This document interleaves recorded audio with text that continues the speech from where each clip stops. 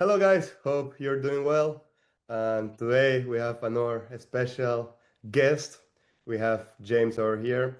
Me personally, haven't really had the opportunity to meet James in person. I have heard great things about him, and I got to connect with him through text from a group, from WhatsApp and stuff like that. And we had a really nice conversation about goalkeeping. It's somebody really humble that was humble enough to meet with me and just wanted to hear my thoughts about goalkeeping. So I'm excited to just meet and then just hear more about his experience. So he played as a goalkeeper. Nowadays, he's working with a club. He's also working with his own academy. So it's something that is really impressive. I will let him introduce himself a little bit more now. So, James, talk to us a little bit about you, please, for whoever Yeah. doesn't know you. Yeah, that's probably I need to clip that myself. I think that's probably the nicest intro I've had about me ever. So that's really cool. Thank you for that.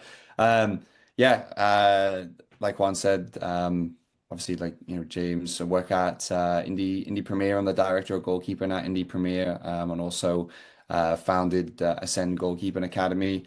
We're based here in the northern side of Indianapolis. And really, with Ascend, the idea is that can we create somewhere that is the home for goalkeepers in Indiana, or at least to the north side of Indiana, and then from there, we've had a few other people visit from out of state, so maybe we want to be home for the Midwest or whatever it might be, but yeah, the goal is really to create a home for goalkeepers, and also just to have a place where they're surrounded by other goalkeepers, or they'll train with goalkeepers that are all pushing in the same direction, and hold the same level of expectations about the environment that they're going to be in. And so we've been doing that for now for about a year and some change, and it's moving along pretty well.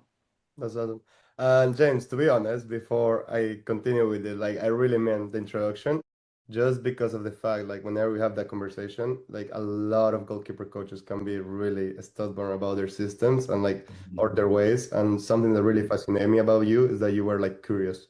And that's I feel like something another quality or a trait that I believe I have as well. I have like that Yeah. curious, like, oh, I want to learn, and don't want to Mhm. say like, oh, I know all the answers. And unfortunately, in soccer, not only goalkeeper coaches, but like just in general, a lot of people believe they have all those answers. And another thing that I really like about you was like the honesty about recommending players or just Yeah. X or Y factor. I think that's also crucial. So just Yeah. wanted to touch about that in the introduction. Yeah. No, I appreciate it. Yeah. I mean, look, like, I think there's a lot of different things, and we'll probably talk about it here in a second, that, I think if you're the first one to say like, oh, I know that, or I know this, or I know that, and it's just kind of like a kind of a race to the bottom. I think that if you come in with curiosity and like, yeah, okay, great, like I don't know, like tell me more about it. Like I think that's the better approach than kind of resting on what you know or whatever it might be, because ultimately I think that's where we probably sh share the same thing of that, like I want to get better and I want to know more and I want to be able to do that. And so if you're not willing to, I don't know, like fail forward or whatever it might be, like I think you're not going to be in the industry too long. I agree. I agree. So, all right. If you haven't noticed, James has an accent, right? But he mentioned that he's in India right now. So Yeah. how did that occur? So where are you coming from? Well, How do you yeah, end up in the United States of America? What is the yeah, whole process? yeah. I mean, I normally say when people ask me that, I'm normally like, or at least around here, everyone has like the same kind of story. So I would say like it's the same boring story, right? That you come over to play college, you meet your significant other, and then you stick around. Like that's pretty much what the path is for me. Yeah, I mean, I grew up. I'm from Liverpool. I grew up there. I lived there up until I moved to college here. I moved around in England as much, like for playing, which I'll talk about in a second. But that's where I'm from. I started, obviously playing football. Like there's really nothing else that. I mean, there's a few other sports, but honestly, if anyone else in Liverpool was playing anything other than football, they probably weren't good at football. So Yeah. that's my kind of hot take. I'll probably get a little heat for that, but You know, the city's, football mad, whether you're red or you're blue or whatever it is. That's just, I don't know. It's just a different way in Liverpool. But yeah, so I grew up there, playing all the way through. I got picked up at Everton Academy at youth under 14s. That was my first kind of introduction to proper structured, high level in training environment. Um, I was there for about a year and some change. And when we were pushing to, decide on scholarships or understand what's going on with that, because scholarships in England mean obviously different things than what they mean in the US, Yeah. where they kind of, I'm sure if you're aware, or if you're not, when you're 16 at an academy in England, that's when they offer you a scholarship for 2 years. And then at 18, then you'd be get offered a pro contract. So when we're pushing at like 16 to understand, sorry, at 14, 15, when I'm 16, are we going to be looking to give me a scholarship to Mhm. train here for 2 years? At the time, they weren't signing anyone over the age of 15 as a goalkeeper that wasn't a minimum of like 6'2", 6'3" right then. Yeah. So I then moved to Blackpool, which were in the championship during my last year of school. Trained there. I would miss Mondays. I was in training with the first team. I was in with the under 16s team. Doing pretty well. Um, and then when it came to that scholarship decision time, they turned around and said, "We've got the opportunity to sign a Canadian international, and we're going to do that. So thanks very much." So I got released there, and I got picked up at Exeter, which play in League One. That's when I graduated school at Mhm. 16. 2 days later, I moved down to like four and some change hours away into Exeter, the southwest of England. Um, had a pretty rocky time there, but played with some great players, and um, after I ultimately didn't get offered a professional contract there. I only did 1 year of my 2 years, which is another thing we can get into, but um, moved back. And then while I was training and keeping fit and whatnot, I got offered that there was an injury to it was Brad Jones at Liverpool at the time, which is he was the second choice, and so as a result, a lot of their players or their goalkeepers kind of moved up, and so I again through how small the kind of footballing world is, I got offered to come in and train at Liverpool Academy for a couple months just while they needed an extra body, which was, obviously unbelievable. And then it was from there, again, in and around that, there was a coach who was my coach in college for a little bit. Was a massive Liverpool fan, and he'd come over and, he'd kind of seen me training and playing a little bit and was like, have you ever thought about coming to the States? And I try to relate that to people to say like, that's like someone, I don't know, playing, basketball in the States or at college in the States, and then someone saying, "Hey, have you ever thought about, playing in Spain or it's or somewhere in Europe?" And you just kind of like, oh, like look around. So I was this 18-year-old kid that like, was thinking that I'm gonna get signed to Liverpool, which is never gonna be the case. Mhm. Um, but I'd never had a thought about it. But soon as the idea of okay, I really need to understand what I'm gonna do here, and sport or football in England is so um football in England is so how do I say like separate, right? Like it's not with academics. You either do one or you do the other. You don't do both. So the opportunity to come to the US, like a new challenge for me, and also work towards getting a degree so that you have something to fall back on after playing, was really enticing to me. And I guess that got me over in 2015. Wow, Yeah. 10 years. Yeah. I mean, again, I only did like, I had a lot of issues with my eligibility and whatnot, and coaching issues and whatnot. So I did my freshman year, and then I went back to the UK, but I was seeing my now wife at the time, and we after graduating got engaged, and then that's why I was able to come back to the US. Okay. Oh, well, I didn't know that part of the story. But it's kind of well, you mentioned really important things. Like first of all, like the odds about the coach coming to Liverpool and watching you and being offering you like those Mhm. wow, that's incredible. Like it actually Mhm. seems like everything is connected in life is pretty Yeah, mate, there's loads, like even when we talk, hopefully talk a little bit more about the coaching side of things, there's a lot of things where it's like this is too crazy where it's all just kind of fallen into place. Like I was not really a big believer in fate or something else that's up going on up there, but um that my kind of when I look back and I actually like look at my own kind of story from that point, yeah, it's a little crazy.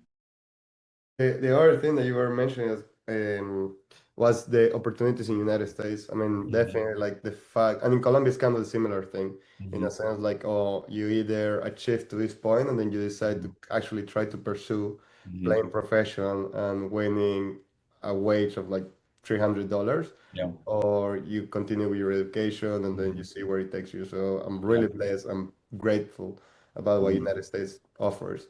And to be 100%. fair, I think like the time has changed to a certain moment that like even playing college will set you up really well Mhm. for a professional opportunity.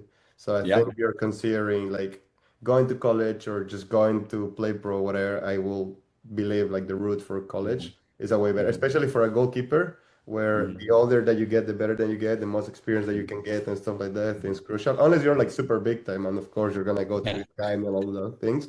But Yeah, if you right. still need a little bit more of like rehearsal and stuff like that, I do believe like college Mhm. is a great path. Yeah. Um, the other thing that you mentioned, crucial, really crucial for goalkeeper, size-wise.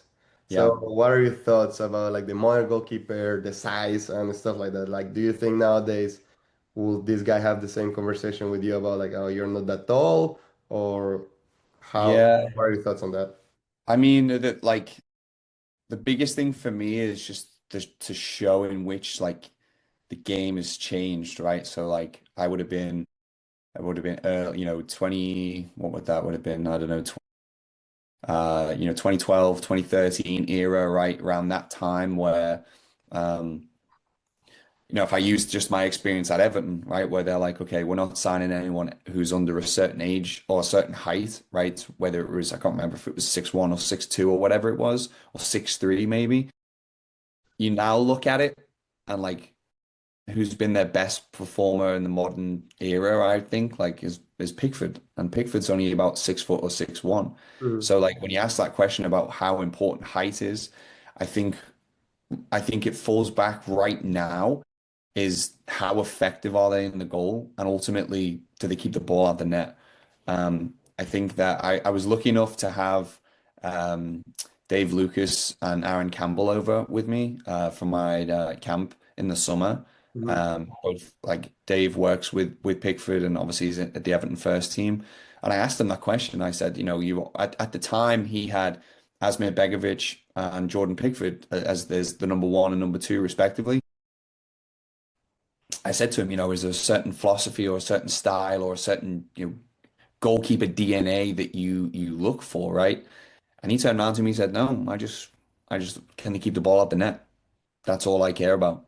So I think that the way the game is played to answer that question, it's a lot more on the floor now. I mean, obviously long throws and kind of Brexit ball, if you like, is coming back a little bit, right? Balls into the crop, into the box. It's a lot more aerial, but I think that's only, the highest level. I think that the level that I'm maybe operating at right now and in the club space and also in the college space is like just how effective are they in playing the role, right? I mean, like, there's obviously certain limitations to it where, maybe on the girls' side, you can't really, yeah, great, they're fantastic, but if they're 5'4", okay, maybe, that parameter we need to tighten in. The same time with the guys, right? If the guy is, 5'9", 5'10", all right, maybe, that's probably cutting it a little bit. They probably got to be exceptional in other areas.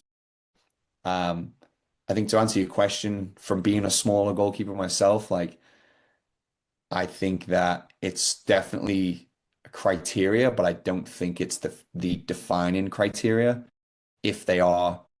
technically at the level as well. I think once you start going to the pro game and where you have a little bit more of a um, you know, a selection where everyone is already at that height wise, I think that's where it becomes a little bit more important. But I think for where I'm kind of operating or trying to prepare goalkeepers for, I think it's unless you're at the top space where they can be really picky, I don't think it should be a defining factor too much. Yeah, and I agree with you. Like, of course, I do believe, like, at some point, like you said, like, it will play an important role if you're Mhm. like comparing goalkeepers regarding Mhm. like, oh, they are the same, but this one's taller. The 100% Mhm. you're taking the taller. Mhm. Uh, Yeah. two more things that like I keep thinking about, like, and this goes back to this. So the thing that I'm gonna say goes back to this. People nowadays are obsessed with the modern goalkeeper thought Mhm. about like, oh, the Mhm. goalkeeper needs to be well-rounded in all the aspects. Mhm. But in reality, if you start thinking nowadays, like teams are trying to fit the specific role of the goalkeeper that is necessary for the reality for Mhm. that team in a specific. Mhm. So Mhm. probably the way that I don't know, or Manchester City or the way Mhm. that Real Madrid plays is way different than the way that Barcelona plays. Mhm. So the role is not the modern goalkeeper that is well-rounded in all the aspects, but the specific traits and the identity of that goalkeeper in specifically that the club needs. So as a goalkeeper coach and as a goalkeeper, you also need to be mindful about those criteria. Because if we play in a league, for example, the Premier League, that is a little bit more of like crosses, aerial Mhm. duels and stuff like that, definitely I will try to look for a goalkeeper that is more of a 6 foot or something like that. But if Yeah. you're playing in a different league, for example, I don't know, with college, let's say college Sunbelt, that is more about like internationals, passing the ball and stuff like that, then the 5'7" goalkeeper, she will do amazing, or he will do amazing just because he's more tactical on the Yeah. feet, he's more coordinated, there's not as much crosses Yeah. and stuff like that. Right. If you're a short Yeah. goalkeeper, basically don't get discouraged on the sense like, oh, I'm 5'7", I'm five Yeah. six, because as you were saying, it's about like how much of good you can bring, even though from your size. Right. I think I would say to any goalkeeper that, maybe is falling like maybe on the boys' side they're struggling or not struggling, but on the boys' side they're probably going to tap out and they'll be maybe 5'11" or maybe 6 foot. And then on, maybe the girls' side they might not hit the 5'9", 5'8", right, that kind of area. I think if you are going to be what's deemed as a smaller goalkeeper, you need to have one exceptional characteristic that will people will see that before they see the height. So whether that's, like your unbelievable distribution, right? Like side volley, whatever it might be, like whatever, half volley, whatever that is, like you in and around your bubble, are you absolutely like top tier? Like, is there going to be things that they'll see first and then they might go, but it's not really the height that, it's not really the height that he or she is that I'm looking for, but Mm. they can't help but get excited about your other characteristics that you have and what you bring to the table. Yeah. Um, but like you said, like, it's a little bit different in the development space, right? Within the club space where, I'm not picking goalkeepers that I want, to be part of us as, within the club environment. Whereas, in your situation, right? Like this is where results actually matter. Like, livelihoods are on the line here, right? So you have to be a little bit more picky. And I think that's moving up a level a little bit more, where you have the pick of the country really, and even internationally, right? So you can be a little bit more if you wanted to, a little bit more refined in your search, where like I'm not even looking at anyone below that because I'm now looking into a talent pool that is going to be over a certain height requirement, and now it's going to be more about what's important to us as a team. I think it's just that I think just some players have to understand the level that they're at, and is it about development or is it about winning? If it's about winning, Hmm. the parameters are the parameters, and you need to just understand that. But if it's about development, I don't think anyone should be looked at or not treated the same in terms of pushing them to their best if they're smaller. I just think it's just not a factor at that level. Yeah, I love what you said about like the difference between developing and just the winning aspect. And Yeah. yeah, Yeah. that's the reality of it. Like whenever you get to big leagues or stuff like that, it's more about like, okay, now we need to win. Like You need to win, there mate. is You a need to lot of win. Yeah. pressure on winning. Yeah. And I Cannot think that's imagine like why, like, with Dave there, is like when I asked him, I asked him about the characteristics of the goalkeeper. What are you looking for? And he's like, I just need to keep the ball at the net because if we keep a clean sheet, we'll win. So that's all yeah, I'm looking for. That's all I need. yeah. So yeah. Yeah. So all right, now let's talk a little bit more about like coaching itself because you have brought like really good things. Uh, so you're coming from UK, right? Differences between goalkeeping there and goalkeeping Yeah. in the United States. Like I come from Colombia, South America. I know that Yeah. goalkeeping is way different from what is growing here. I don't think Mhm. United States is already like with a predetermined system of Mhm. goalkeeping. Mhm. But from Europe to South America, there's huge difference. So I don't know what have been your like biggest realizations regarding wow, we do things so different, or I just think about different on this side. Mhm. I think like first and foremost, the soccer environment, once you start getting to your MLS next, your ECNL, your EA, your GA, like that in itself is very strange to me because in England, the academy system, it's a real clear standard, right? Like the training, and it all funnels into what is one ultimate goal, right? Like the ultimate goal, everyone plays academy football, and those academy players are then going to go and play for the first team. Every team, it funnels down how they want to play, right? So like, Yeah. I don't know, for example, just gonna say when I was playing, like when I was in the system, right? Like you'd go and play Stoke, and it's like, okay, I know what they're gonna do because they're gonna play how the first team want to play. They're gonna put long balls into the box. They're gonna crosses. They're gonna be dominant because that's the players that he needs. So the difference being in the US is that it doesn't all funnel up into a direct like end result.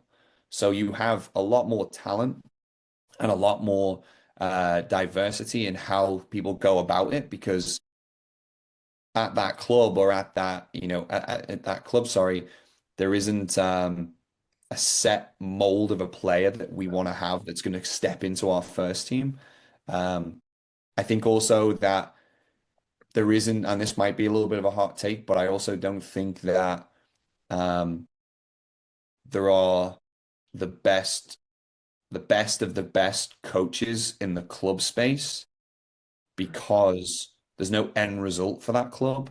Mhm. So what I mean by that is say I've developed a player as the director of goalkeeping at Premier. I might be shooting myself in the foot here saying I'm not very good, but let's say I do that right and we develop them and then we give them to, a college, right? There's no financial incentive for that club to go out and pay for a really, really, really great coach. Um, because they're not going to see that back because I then can't sell a player to college or then that player in college won't get can't get sold to a team. So then there's no kind of Like getting back in some sense, right? there's no incentive for it other than doing what's best by the player and trying to make them the best they can be. Um, so I think that's one of the differences. Now in terms of style, it's completely different, right? Mhm. Like I think I make a joke normally when there's certain college players that will come and train with me, and I'm like, oh well, that makes sense. You train your style is like that because you're from California, and typically some players that I've worked with in the past that are from California, their goalkeeping coaches have been like South American, Uh-huh. so it's a lot more. I don't mean this in the wrong way. It's a lot more flashy than what I was taught or what I would look like. Hmm. Um, and I think that the biggest difference is I think when you look at the very, very, very top goalkeepers, um, that illustrates the difference even more. So I think like your Edisons, your Allisons, like you guys like that are so fluid. You don't really know what kind of action they're doing. Yeah. Whereas like, your Pickfords, your Ramsdales, your Nick Popes, like your real, typical English goalkeepers are very much like a little bit more rigid in how they move. Not to say that they're stiff or anything like Yeah. that, but like, you know, there's a lot more flying about and there's a lot more fluidity and a little bit more like it looks a little bit cooler when you're doing like a back, like a backspin or a butt spin or whatever, and you're Uh, flying around, where there seems to be a little bit more of a I don't know, like a stress on the fundamentals and doing things and holding things that and being able to hold it. Whereas maybe in South America, it's a little bit more about just making the save and making the most effective save, whatever that looks like, which ultimately is the right way. And I think that goes back to my kind of philosophy is that there's no real right or wrong way of doing playing the position, right? Like everyone's got different opinions, and you can take from little pieces. But that's definitely the one of the biggest differences is that um, just kind of how the goalkeeper moves around or their kind of initial approach to making a save. I don't know. It's fun to watch. yeah, definitely. We're gonna touch a little bit more deeper on that, but before like we move on, I don't know. I had the opportunity this summer of going to International Goalkeeper Conference, and Hmm. something that you mentioned about like how the club has like certain funnel of like how they or methodology of how they want to play. It was really eye-opening for me that the Ajax guy was talking about like how Ajax has always been like well known because they can build up from the back, they can connect the passes, and like they like the possession style play. And then he was sharing the videos of like they have like playbooks where kids learn the playbooks, and literally like the goalkeeper is just a center back. Like you can see 5 years old, 6 years old playing array like on top in the middle of the center and trying to connect passes. And then of course, like you said, those kids are the ones that they start building, and then they sell them out of, and then Yeah, the academy can get some extra yeah. benefit besides the professional club team also Mhm. generating money just because of Right. receive money and all of that. So yeah, Mhm. that's a big difference here in America, I think. With that also being said, the part about the goalkeepers, yes, like you can watch the videos in whatever like training sessions, two different aspects. I'm not saying that okay, the South Americans are the right ones, the European ones are the white ones, but there are two different ways for sure. I think you mentioned something really important about like a safe being a safe, and I agree with you. Like whenever I remember, actually, like a couple of weeks ago, goalkeeper came to my office and we were talking, and then they were asking me about something, a technique that the Mhm. goalkeeper did, and I was like, so she asked me like, "Oh, are you fan of this or whatever?" And I was like, "Well, if I'm honest with you, me personally, like I don't think this was the right thing." But then I Mhm. told her, "But you're gonna hate me," and she was like, "Yeah, I agree." And I was like, "But you're gonna hate me." Did she score? No.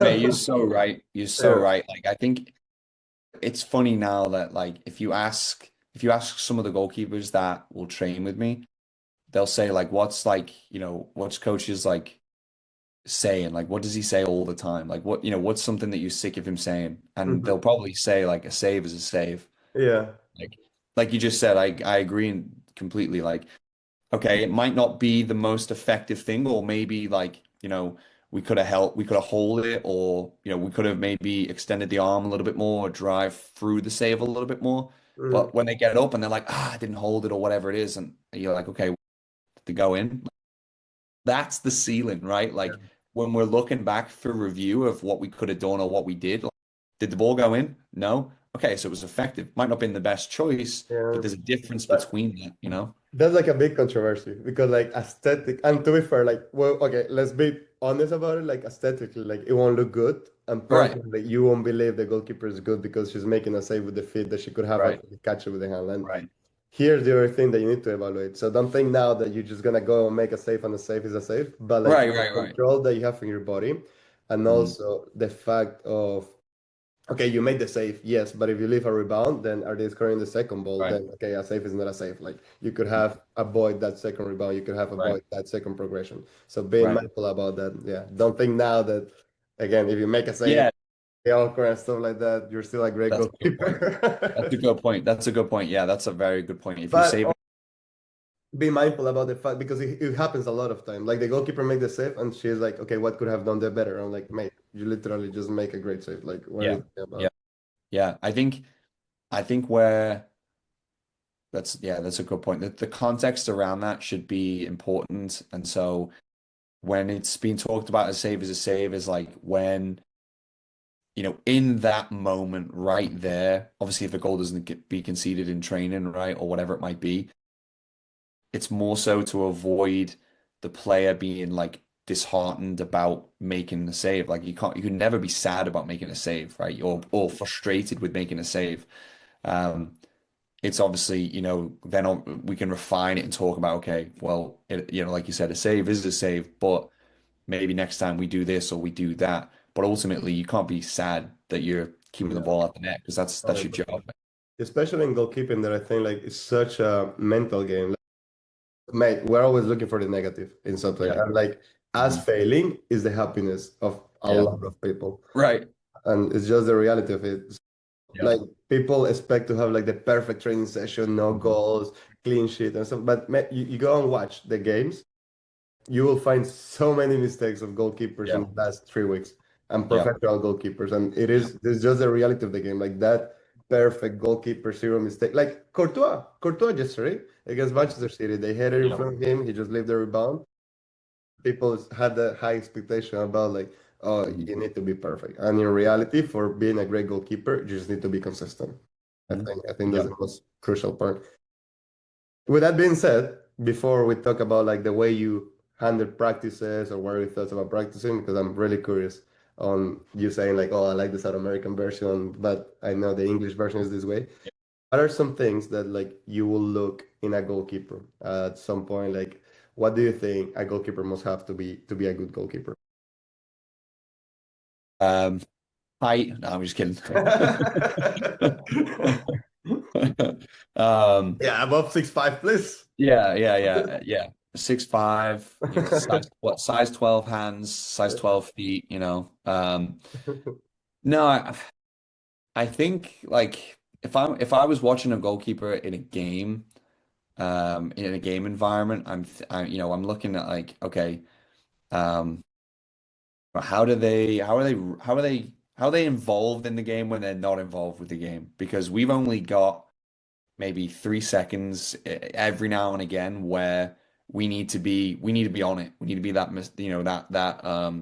the hero, right? Like, so what are they doing to keep themselves in tune with the game and with the rhythm of the game so they're not just a bystander, so they don't get caught off guard?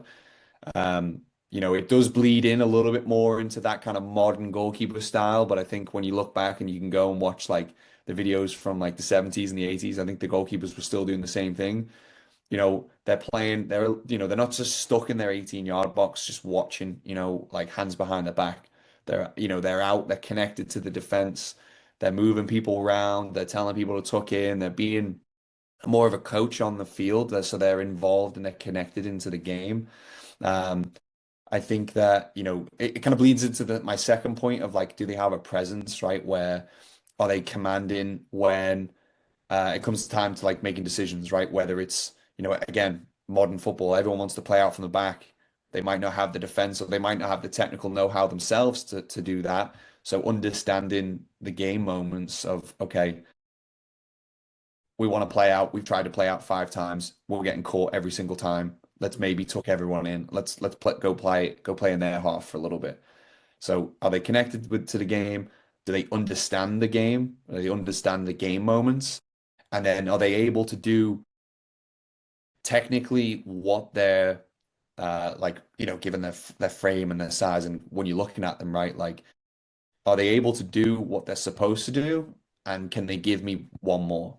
Like, can they give me something else, right? Like that makes them, either not exceptional, I don't think that's the right word, but something that is going to Different. make them stand out, right? Because like you said, those two or three things, any good goalkeeper can do that. But when they're actually called upon, can you do what you're supposed to do and then give me one more?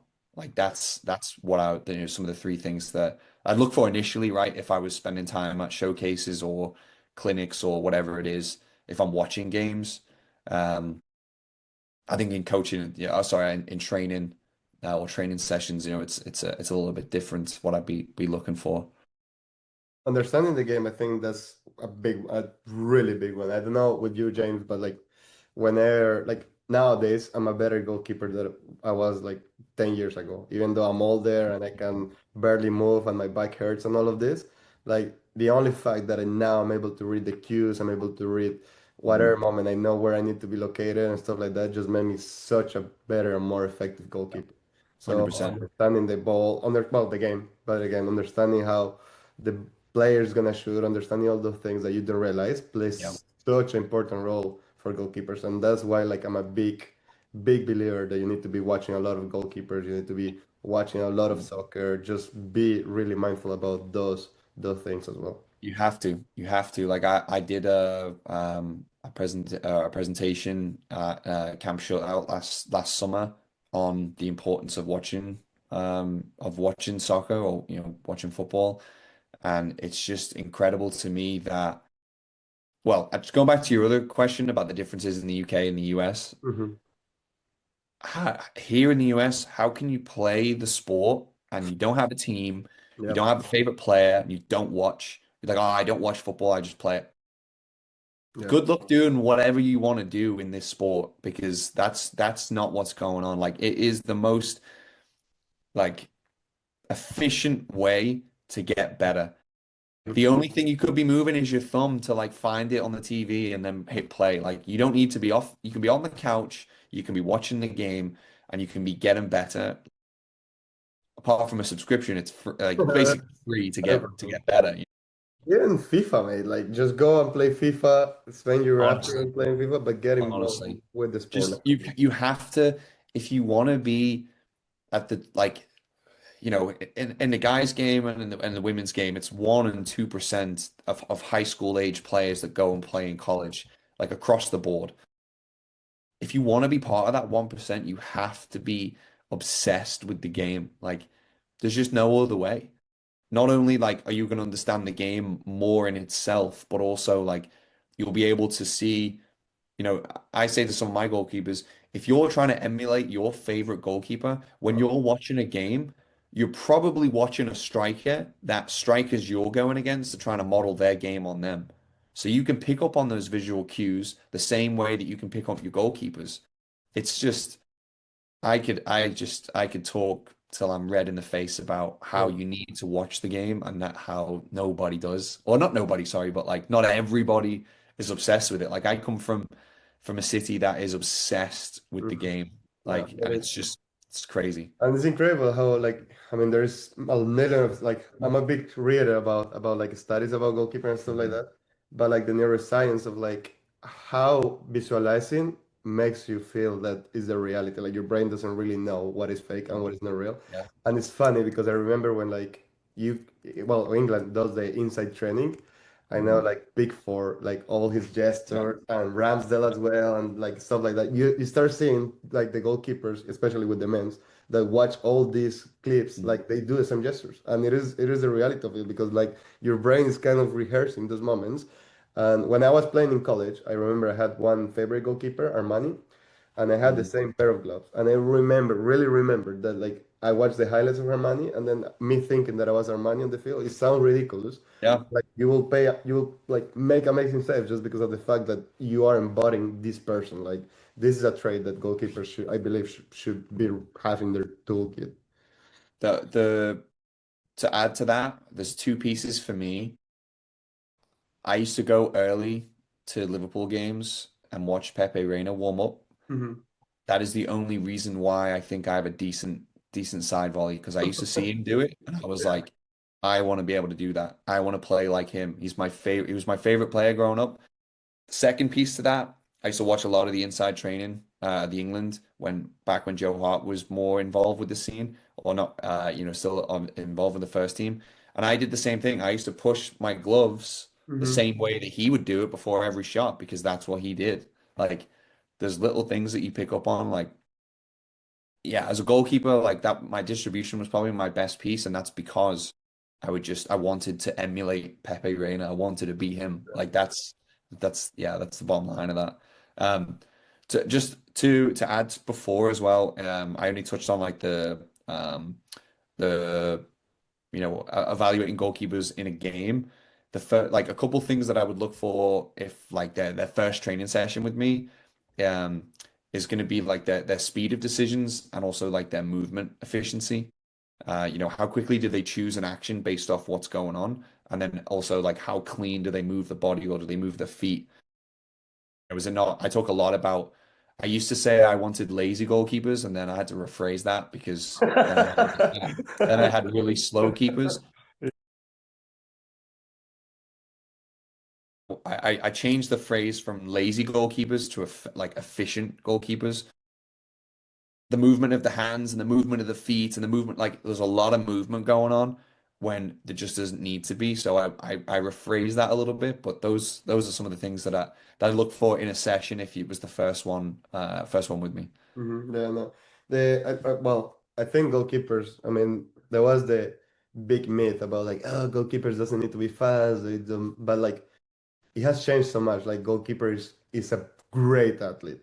Yeah. Um, just in general, like they can sprint, they can jump, they can do all of that. Like again, people, especially in South America, like people will say like, oh, why a goalkeeper jump over a road or like over a rope or like go under a rope and then do a burpee and then do a flip and stuff like that. Yes, it's not related with the sport. I can agree 100% with you on those things.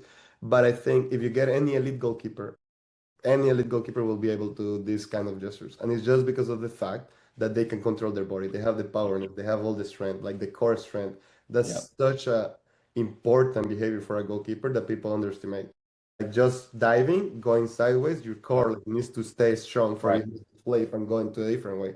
Those little habits are the ones that like really build you as a goalkeeper as well. All right, so you were talking about like the importance of visualization, the importance of that, but let's talk about just the goalkeeper methodology right now. So you can hear you have your own goalkeeper academy. Again, that's something really, really cool. Like, I mean, goalie masters, that's one of my goals in the future. So congratulations for that. That you achieved that. That's nice. That's really nice, honestly. If I were gonna go straight to you and ask you, okay, what is your methodology? How does James prepare goalkeepers? What will that answer look like? Um, yeah, I think like some of the core kind of principles, I guess, if you like, of like some of the methodology. I mean, there's like we talked about there, I don't believe that this is like the right, the only way. It's just more based off, my experience and what I've had in the past. Um, I think like I talked about there a little bit, like it's going to be that clear decision making, right? Like, every technique is like connected to the context of, where the strike would be, right? Like, for example, if it's a shot down to your left, near post, you're not going as it's a stupid example, but you're not going with your right foot. You know what I mean? Like it's clear. There's a clear kind of decision that's been made, and it's the right way, right? It's the right save to make for that environment. So we try to teach that a lot, which is based around a lot of situational, training. Outside of like the activation and getting going once we're kind of into the session. Um, I think it's ultimately there's that. Are you making the right decision based off the context in which the shot or the whatever it is?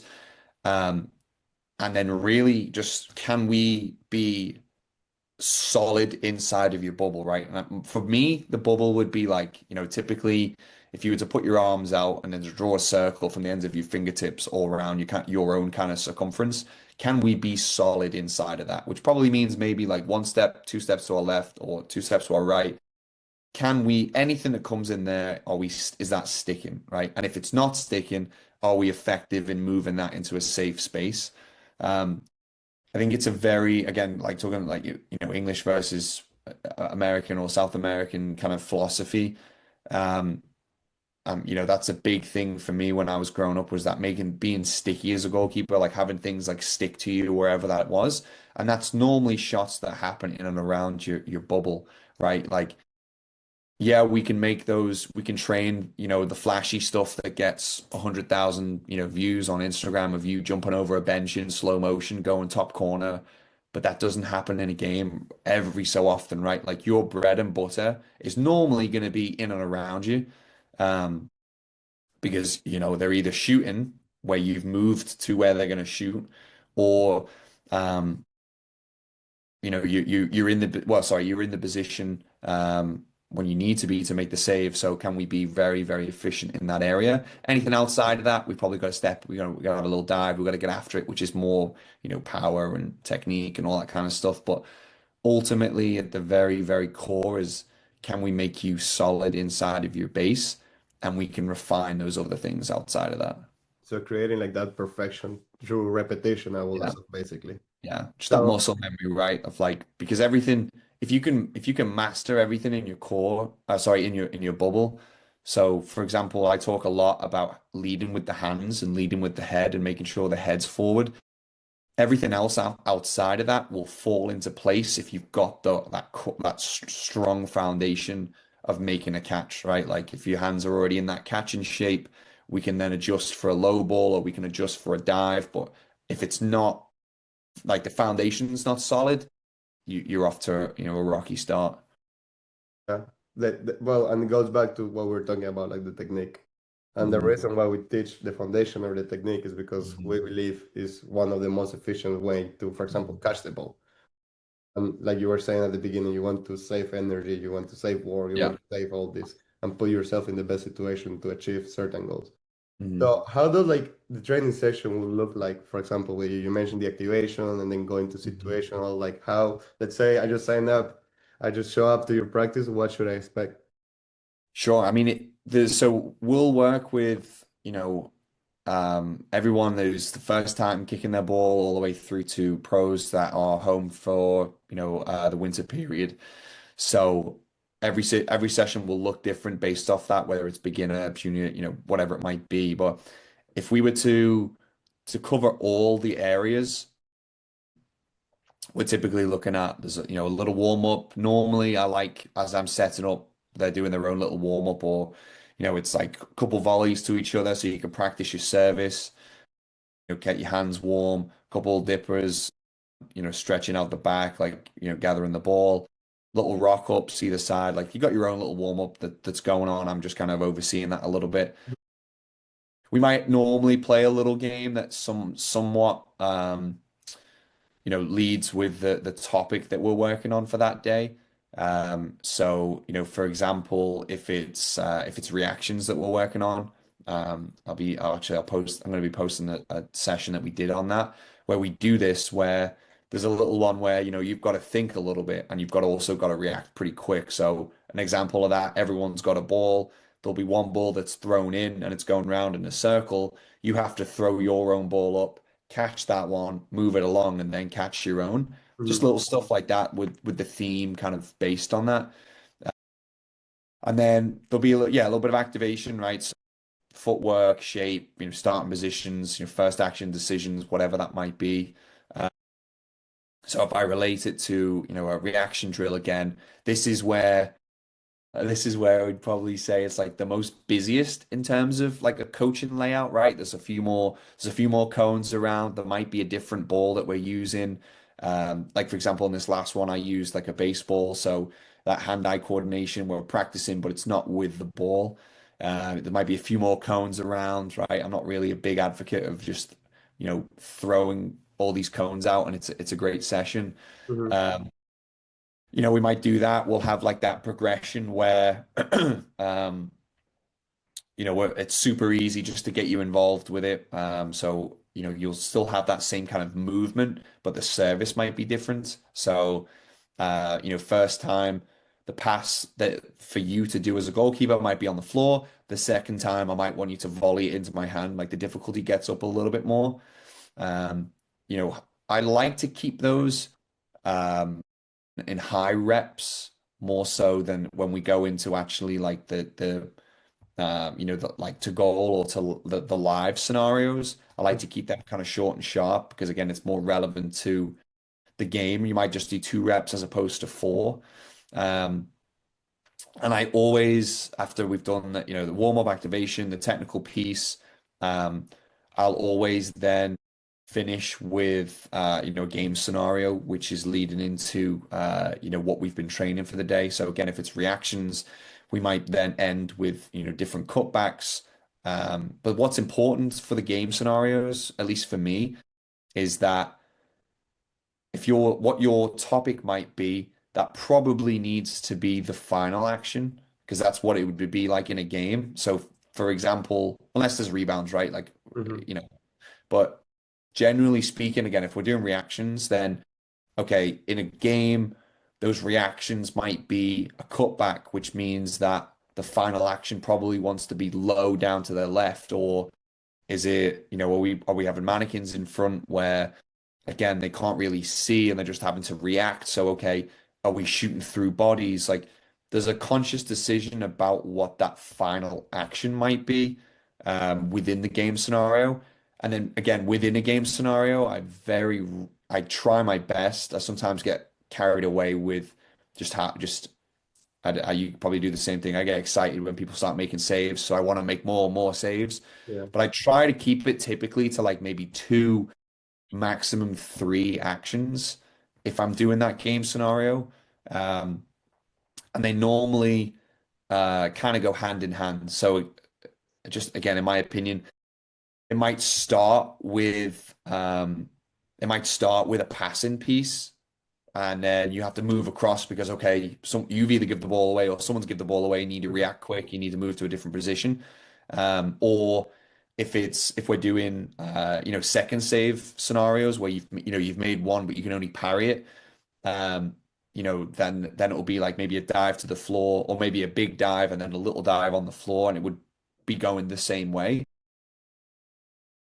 Those are yeah. Those are typically some of the structures and some of the things that I'll take into consideration when planning a session. Obviously, it goes without saying if we've just got, a 10-year-old, we're Hmm. not asking them to do all of that. But what I was giving an example of there is more when our college goalkeepers or our pro goalkeepers come in where that's the environment that they're going to be used to. So one thing that I'll try to do again, regardless of the level, is try and match the environment that they're probably coming from, just so that mentally they can still, not have a blame of, oh, it's a different area, it's a different coach, it's a different service, whatever it is. Yeah. You mentioned literally key points that I want to talk about, but one of the most important ones is about like the thought, because I felt like people, especially like on the niche, or there was a moment like everybody was talking about like, oh, everything needs to be game realistic, everything needs to game realistic, everything is. I agree with that. Like there is part of it, like yeah, things needs to be game realistic, but like especially like in college, like Mhm. or like in club, like okay, you have the academy, of course, you're just training the goalkeepers, but Mhm. like in clubs or stuff like that, like the goalkeepers are also going to a 5v5 game. They're going for a 7v7 game. So Yeah. what are your thoughts on like, oh, everything needs to be realistic. Stop with the baseball balls. What are you having Yeah. baseball balls if it is soccer? What are your Yeah. thoughts on those things? Yeah. I think that I think it's again, this might be a hot take, but I think it's a very I think it's a way that coaches will try to either nitpick on on other coaches and kind of show that they're maybe or in their mind think, oh, they're not very good because not every they've got them doing all these things that aren't game realistic. And then there'll be others where they just want to have things that are game realistic, and ultimately it's then a little bit more of a crutch, or it's a way for them to maybe not put as much thought into a session or trying to work other things. I think I think ultimately if you're going to be super nitpicky about game realistic, then okay, let's pull all these fans in. Let's get the TV in. Yeah. Let's get the bench there. Let's get the 11 other players and let's do that scenario, right? And we'll just train that. Like you can't ultimately replicate a game scenario. You can try your best, but there needs to it the when you talk about game specific, like it has to be for me at least, it's the movements that you would do in a game. It's not like, you know, there's moments for it, right? Like if you are doing your warm up or your activation, yeah, you can have a little bit of fun. You can, but it's in that speaks, right? Like if you're doing reaction stuff, yeah, sure, throw a little roly poly in, no problem. Like get them dazed and then make a save. Cool. It's still like it's not the final piece. Like the whole scenario does the whole training session doesn't have to be Yeah. um game realistic. No, Maybe the end piece has to be that if you want it, design it like that. I think at the pro space or in the college level, like you have to have some live scenarios where it's not announced service, right? Or things like that. That's game realistic. But I think you got to play with that word pretty carefully um, in terms of how you go about your sessions, because you could either have a fantastic session where you're trying to get that, or you can be completely off the mark because you don't really understand what it means to have something as game realistic. Yeah. And I love that you mentioned that, like, oh, you're living alone, the whole picture. And I Hmm. think it's beautiful because you can also compare it to, like, okay, goalkeeper training, yes, it's really important, it's part of it. But if you go and watch how Real Madrid trains, like, I'm forgetting his Yeah, name, Lopez? Lopez, yeah, you yeah, see Courtois, the best goalkeeper in the world for me. yeah, The guy is playing with tennis balls, yeah, rolling around, doing those stuff. Because, and well, now you go to, I don't know, to watch Pickford train, and such a different practice. Again, yeah, coming back to the theology of, like, oh, not there is not a specific answer of how we do things. yeah, And this goalkeeper practice session is just, I don't know, certain percentage of the whole mhm, picture of, like, what it will take you to be an yeah, actual goalkeeper, professional goalkeeper, right, whatever. So yeah, if you're a goalkeeper thinking like, oh, you need to do goalkeeper realistic again, I think whatever you mentioned about, like, that's goalkeeper coaches trying to pitch in each other. I think that's you hit it there. You hit yeah. the great thing there. Yeah. With that being said, so, all right, you have the training aspects, right? And I know we're running out a little bit of time, but what else do you think is important for a goalkeeper to be mindful about in their progression? Of course, you mentioned the game understanding is key, but, like, what as a coach or as a player can you be seeking for you to grow or to grow that player, or for you to grow as a player?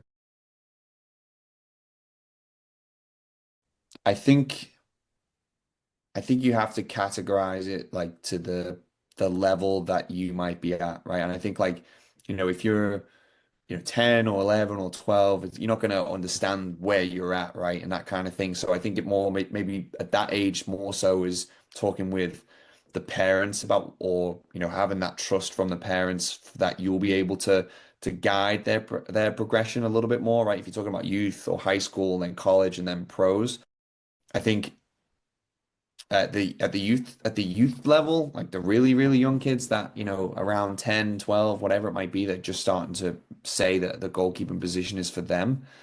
Um, I think it's more about like that muscle memory, like that building the movement patterns, right? Like we're trying to get that cleaner technique, that the decision that we're going to make or the save style that we're going to use is what we want to do for that scenario, right? Like the most basic thing, right? If it's a ball below the rib cage that's hitting you, you probably want to go for a basket rather than trying to catch the ball really low. Like little things like that. I think once you start getting into the high school age, right, it's about developing that game understanding, the speed of play. Definitely for me, the leadership piece, right? Being able to organize and ties in with that game understanding. Um, and then, a little bit of distribution too, right? Can you add a little bit of flair, right? Can you be can I tell my goalkeepers from their feet, you need to be a Swiss Army knife. You can't just have one kick and that's all you have. You need to be able to hit a little daisy cutter. You need to be able to chip it into your right back. You need to be able to play beyond your midfielder into your winger, right? Like you need to have a multitude of different styles that you can play with. Um, and then in the college space, it's more about like specializing. If you're trying to play in college, like I talked about before, it's about specializing in your identity, right? Like you've got to have a unique characteristic that is when they look at you at a goalkeeper, they say that is his biggest strength is this, Mhm. probably by like a country mile, and then everything else after that, they do what you need, right? So specialize your identity, refine your, refine the consistency, like you said, and then learn, how to prepare like an elite level athlete, because that's what you are ultimately, and if players, try to skip steps, then they'll usually either plateau or they just won't get where they need to get. So yeah, I think that's some of the things. Yeah, I love the prepare as an elite athlete, and that's the reality about it. It's not only whatever you do at the field, but, like, what are you eating, how are you resting, Mm. what are you doing in your free time, like all those habits stack up Yeah. into the winning or the Yeah. person that you're building. Now, like, don't get me wrong, like, you can't just, say like you're 15 or 16, 17, 17, 18. You can't just decide one day, okay, I'm gonna start preparing like an elite athlete. You probably should be doing that a little bit earlier. It's more about maybe the training environment that you're in. Like, how do you prepare for that elite level? I think, watching TV, being disciplined when you're going out, what you put into your body, those type of things that probably stems all the way through. But really, that's when you can start getting into the real, nitty gritty of that, right? Where when you're in college, that might be the time where you have the chance to meet with like a nutritionist, right? You might not have had that opportunity before. Um, but yeah, I think a lot of these things like they've got to be stacked on top of each other. It's not just like, okay, I've ticked it at this level, now let me move to these. It's just adding these constantly as you get older. Yeah. Um, One more question, like deep question to finish, and then we're gonna do a quick Sure. question, rapid questions. So, yeah, this answer can be life, soccer, whatever you want, right? So, James of today goes back to Liverpool and many years ago and see little James training in goal, right? Hmm. You get the chance to talk to him and you get the chance to tell him three things about how he should prepare for life. What are three tips that you will give to that little James for him to achieve great things? Jeez.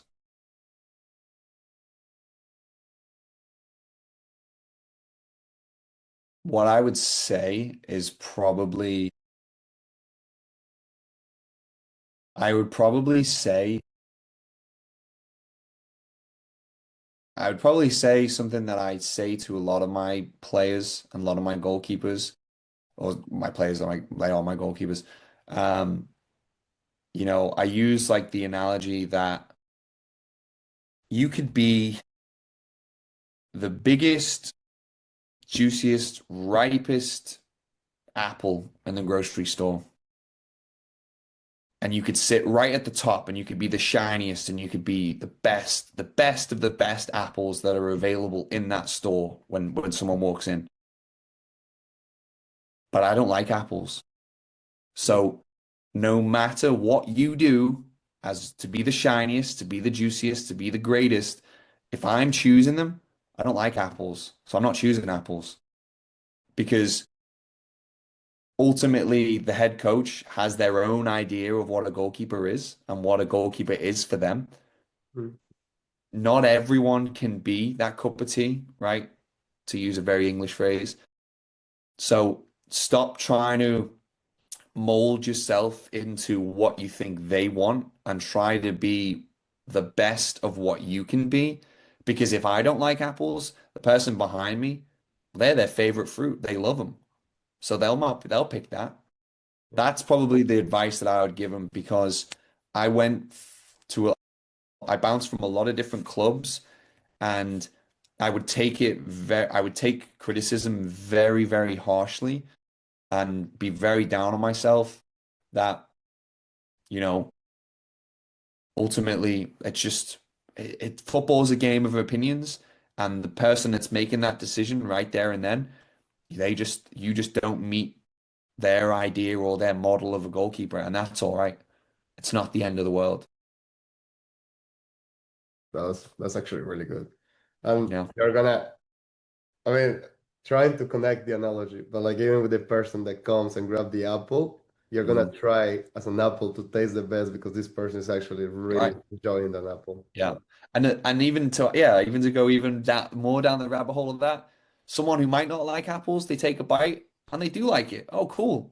Yeah, I'm cool. I like that. Right? So like it's just more focusing on the controllables, what you can do every single day to be your best, right? Like I'm perfectly fine with being, 29 and there's players that I played with at under 18s that are now, scoring for England in the Euros or playing for America or playing captaining a Premier League team. Like I'm fine with that. I'm okay because I did absolutely everything I could to be a professional, and I just wasn't good enough. It's not like I had the ability and I pissed it all away because I was out drinking or I was out doing this or I was with the wrong crowd. I was dedicated, just wasn't good enough. I'm all right with that, you know? So that's what I tell a lot of my players because they're always like, disheartened what if they either enter the portal and they haven't heard a lot of feedback from coaches that they have said really great things about them, or college players that want to go to college and they've gone to ID camps and they're not hearing the phone's not like ringing off the hook because college coaches are calling them. Like that's probably the reset that I would tell them is like you Yeah. can't be everyone's cup of tea. Yeah. And at the end of the day, like you said, all of this pays off. Like the fact, same with me. Like I didn't play professional. I think I didn't work hard enough for me to play professional. I wasn't mindful about my path. I didn't want it as bad. But again, like me showing up every day, having that discipline, like all those things pay off later in life. So it might be like not in soccer, but Yeah. like continue with that attitude, being positive, grateful about the things, just showing up, pushing hard, because like in life there will be a moment where you will be rewarded for all of those things Yeah. that you have ever done.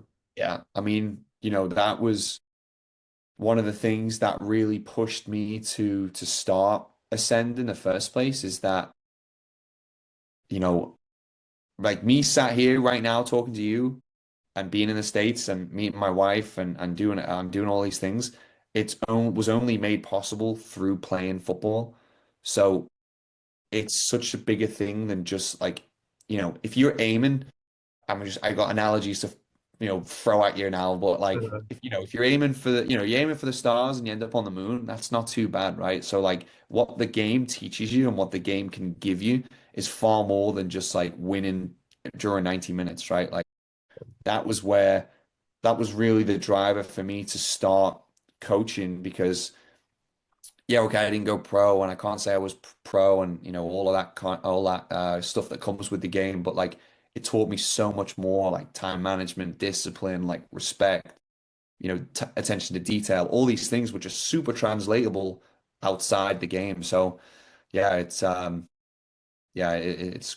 great. It's why it's the best sport in the world, mate. yeah, definitely. All right. Two other things that you will tell him Okay, just to finish okay, up. What okay. are they?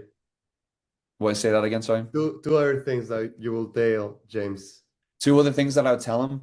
Um, uh, don't act so big time. Um, because I definitely thought that I was the boy, especially with like our school and stuff. Um, what else would I say? Uh, no, yeah, just um, I would say when it when it's time to go to the US, like get an agent and have Uh, the house service help you do it. So it's more yeah, so it's a little bit more successful make it playing easier. wise. Yeah. Yeah. Cool. All right. Rapid questions. Quick. I Okay. have them written over here. So Okay. whatever comes first to your mind, all right? Okay. Okay. Favorite goalkeeper in the world right now? Alison Beckham. Alisson. Alison Beckham. You told me rapid fire. It's the first one All came to right. my mind. Perfect. Perfect. All right. If you Class, could, mate. if you could train a goalkeeper besides Alisson, who would it be? Um, I was gonna say Courtois, but it would be it would probably be Courtois because Mhm. it's just the training is so different to everything I've ever known or look at. So I'd want to train with him for sure. Imagine it was funny. It was, so before I got to the other one, it was funny. One day I was having a conversation with a goalkeeper, and he Mhm. said, "Mate, I felt so much pressure warming up this goalkeeper, more pressure than actually like being on Yeah, the game. Because yeah, like imagine training Courtois and then you shoot so yeah. bad, like so much No pressure. chance. That'll be incredible, incredible. All right, if you were gonna save a penalty from somebody, who would that person be? Who would I want to save? Who would I want to save a penalty from? It's a Probably Haaland because he just bags every time. So I Okay. could say that like I've saved a pen against him, you know. I'd probably get nowhere near it, but like you know, if you told me I was gonna save it, I would want it to be Yeah. him because he So saved you can laugh about him in his face. Or Messi actually. Actually, I'm changing my answer. Be Messi. Messi. Oh, you say Haaland. Sorry. Yeah, All right, yeah, last yeah. question and don't get in problems. Favorite glove brand?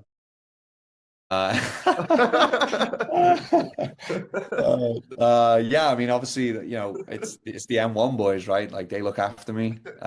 Like seriously, like they look after me. Ricky reached out to me about a year ago now or so. Um, and yeah, I mean, again, like they're not telling me they're not gonna a gun on my head off camera or anything like that, but I think like pound for pound in terms of value, quality, and kind of you know how just how they're made. I do think that they are the best on the market because if I was going to be putting my name behind it locally of parents that don't really have an understanding of what the best sport or what the best glove is, if I was going to recommend something to them, I didn't want it to be $120. Like I didn't want that to be, I never want finances to be a barrier for someone to be able to play the sport. I think that they're super affordable. And then also with that, they're playing on turf, they're playing all around, they're playing winter, Oh, wet, marketing speech is sunshine. coming out. That's my degree, mate, by the way. I got a Yeah, degree in marketing, so don't worry, I will send this to Rick. no, but like it was, you know, and that's really it. Like pound for pound, I think that I think they're the best, but I also think that their market now reflects that in terms of how much more pros are using it, and how it's entering overseas as well. So, yeah, not a market employee. I don't think this is All sponsored either, but that's just my thoughts. right, last one. Favorite save. It's you probably have to Google it. It's a double save from Jerzy Dudek in the 2005 Istanbul final. Uh, Jersey, yeah, Istanbul. it's unbelievable. Okay, double save. I will Google Double save. It's like in the hundred and it's in extra time. that. Um, he doesn't even talk about like a save as a save, mate. He does this, Yeah. and Andriy Shevchenko puts it over the bar from inside the six. He makes a great first save to go down. It bounces back up, and he just throws his hands at it like this. All right, I'm gonna look it up. You have to watch it and text me about it after because it's crazy. All right, James. Thank you very much. All If right, mate. people want to connect with you, know a little bit more about you, where Yeah. should they reach to you, text you, or anything? Yeah, Instagram's probably the easiest. Obviously, it's at Ascend GKA. That's probably the easiest place to shoot as anything. Awesome. All right. Cool. Thank you, James. All right, mate. I'll see you later. Bye. Have a good one. Bye.